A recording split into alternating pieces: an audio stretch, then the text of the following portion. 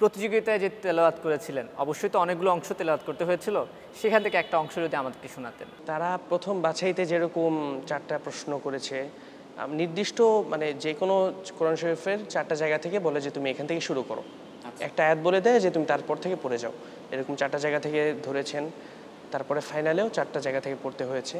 তো আমি একটা জায়গা থেকে আপনাদের তেলাওয়াত শোনাচ্ছি। ঠিক আছে, ওকে। আউযু বিল্লাহি মিনাশ শাইতানির রাজীম। বিসমিল্লাহির রহমানির রহিম।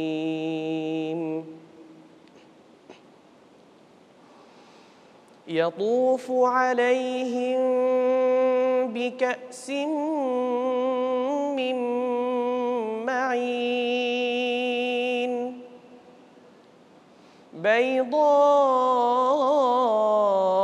بيضاء لذة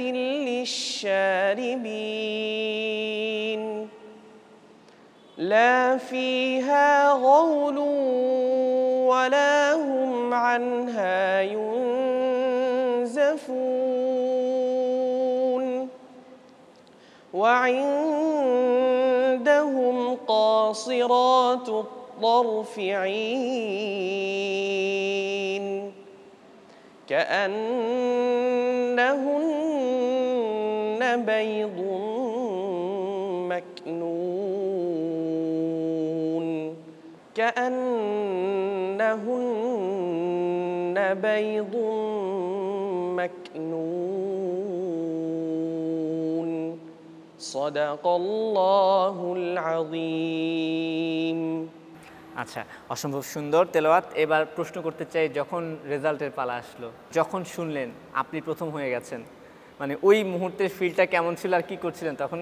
রেজাল্টের আগ পর্যন্ত আমি আসলে কল্পনা ছিল না, বা আমি আল্লাহর কাছে দোয়া করেছিলাম এবং ওস্তাদের মেহনতে আমার এটা বিশ্বাস ছিল, কিন্তু আমার ব্যক্তিগতভাবে আমি খুব ভয়ে ছিলাম যে আসলে 1 নাম্বার হওয়াটা তো খুব কঠিন, অনেক টাফ, এবং এত ভালো ভালো প্রতিযোগীর মাঝে 1 নাম্বার হওয়াটা আমি খুব ভয়ে ছিলাম। কিন্তু রেজাল্ট একেবারে নাম ঘোষণার আগ পর্যন্ত আমি খুব নার্ভাস ছিলাম, কিন্তু যখন আল্লাহর অশেষ রহমতে যখন 1 নাম্বার হতে পারলাম, তখন তো অবশ্যই আল্লাহ রাব্বুল আলামিনের প্রশংসা, আল্লাহ রাব্বুল আলামিনের শুকরিয়া আদায় করলাম।